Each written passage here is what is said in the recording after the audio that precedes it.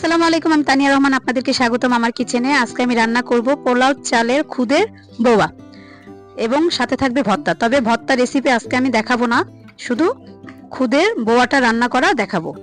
তো প্রথমে আমি চুলায় একটি পাত্র বসিয়ে দিলাম। এবার দিয়ে দিলাম পরিমাণ মতো তেল। তেলটা দেওয়ার পরে একটি তেজপাতাকে আমি 2 টুকরো করে দিয়ে দিলাম। এবার দিয়ে দিলাম পরিমাণ মতো পেঁয়াজ। এবার পেঁয়াজটাকে আমি ভেজে নেব। তো পেঁয়াজটাকে আমি বাদামি রং করে ভেজে নেব।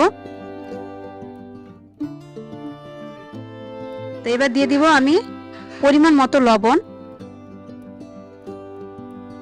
স্বাদ অনুযায়ী লবণ দিয়ে দিলাম।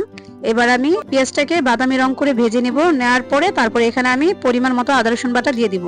তো আপনাদের কারো কাছে যদি আমার ভিডিও ভালো লেগে থাকে তাহলে লাইক কমেন্ট করে দিবেন এবং সাবস্ক্রাইব করে আমার পাশেই থাকবেন। এই তো ভাজা হয়ে গিয়েছে, বাদামি রং করে ভেজে নিয়েছে। এবার দিয়ে দিলাম পরিমাণ মতো আদা রসুন বাটা। এবার আদা রসুন বাটাগুলোকে একটু তেলের সাথে ভালো করে ভেজে নেব। ভেজে নেওয়ার পরে এখানে আমি দিয়ে দিব খুদগুলো। পোলাও চালের খুদগুলো আমি ভালো করে ধুয়ে পানি ঝরিয়ে নিয়েছি। এখানে 2 কেজি চাল আছে, মানে 2 কেজি চালের খুদ আছে। তো এবার আমি চালের খুদগুলোকে একটু ভালো করে ভেজে নেব এই তেলের সাথে। ভালো করে ভেজে নেওয়ার পরে তারপর এখানে আমি পরিমাণ মতো পানি দিয়ে দেব। খুব ভালো করে ভেজে নিতে হবে, তাহলে খুদের বোয়াটা ঝরঝরে হবে। তো আমি আবারও বলছি, আপনাদের কারো কাছে যদি আমার ভিডিও ভালো লেগে থাকে তাহলে অবশ্যই আমার পাশে থাকবেন, আমাকে সাপোর্ট করবেন।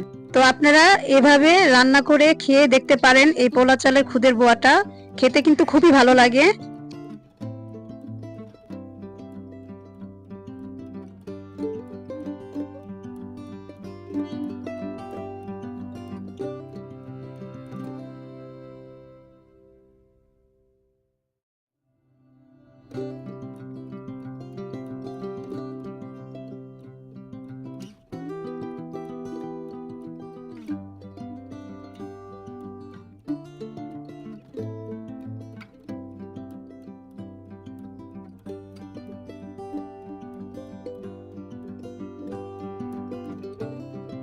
এই তো ভালো করে ভেজে নিয়েছি। এবার আমি পরিমাণ মতো পানি দিয়ে দিব। তো পানিটা কিন্তু অবশ্যই গরম পানি হতে হবে।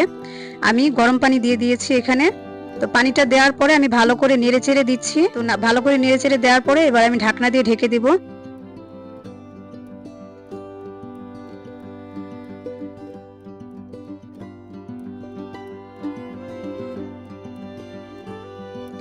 তো ঢাকনা দিয়ে ঢেকে দেওয়ার আগে আমি কয়েকটি কাঁচামরিচ দিয়ে দিলাম। কাঁচামরিচের সামান্য একটু মুখটা কেটে দিয়েছি। আপনাদের পছন্দ অনুযায়ী আপনারা কাঁচামরিচটা দিয়ে নেবেন। এই তো এবার ঢাকনাটা উঠিয়ে আমি আবার নেড়েচেড়ে নিচ্ছি। যখন পানিটা শুকিয়ে যাবে তখন আমি চুলার নিচে একটা তাওয়া দিয়ে দিব, মানে পাতিলটার নিচে একটা তাওয়া দিয়ে দিব। তো তাওয়াটা দিয়ে চুলার আঁচটা কমিয়ে তারপর হচ্ছে আমি আবার পাতিলটা বসিয়ে দিব, মানে দমে দিয়ে দিব। দেখতে পাচ্ছেন আমি দিয়ে দিলাম। তো যখন পানিটা একটু শুকিয়ে আসবে ওই পর্যায়ে আপনারা লবণটা দেখে নেবেন, যদি প্রয়োজন হয় তাহলে দিয়ে দিবেন ওই সময়, কারণ পরবর্তীতে পানিটা শুকিয়ে গেলে আর লবণ দেওয়া যাবে না। এই তো দেখতে পাচ্ছেন কত সুন্দর হয়েছে। আমার কিন্তু এই খুদের বোয়াটা রেডি হয়ে গিয়েছে। পোলাও চালের খুদের বোয়া খেতে কিন্তু খুবই ভালো লাগে। আর যেহেতু পোলাও চালের খুদের বোয়া, তাই এখানে কোনো আলু দেওয়া যাবে না। আলু দিলে ভালো লাগবে না, কারণ ভাতের চালের খুদের বোয়া হলে সেখানে আলু দিলে ভালো লাগে। তো কিছুক্ষণ পর পর কিন্তু ঢাকনা উঠিয়ে তারপর নেড়েচেড়ে দিতে হবে। আর এবারে কিন্তু শেষ নাড়াচাড়া করে নিলাম, কারণ আমার খুদের বোয়াটা হয়ে গিয়েছে। এবার চুলা থেকে নামিয়ে নেব।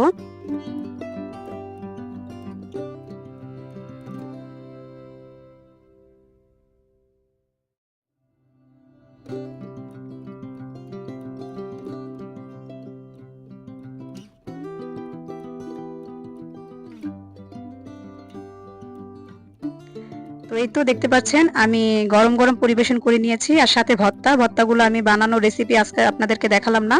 তো কেমন লাগলো কমেন্ট করে জানাবেন। সবাই ভালো থাকবেন। আসসালামু আলাইকুম।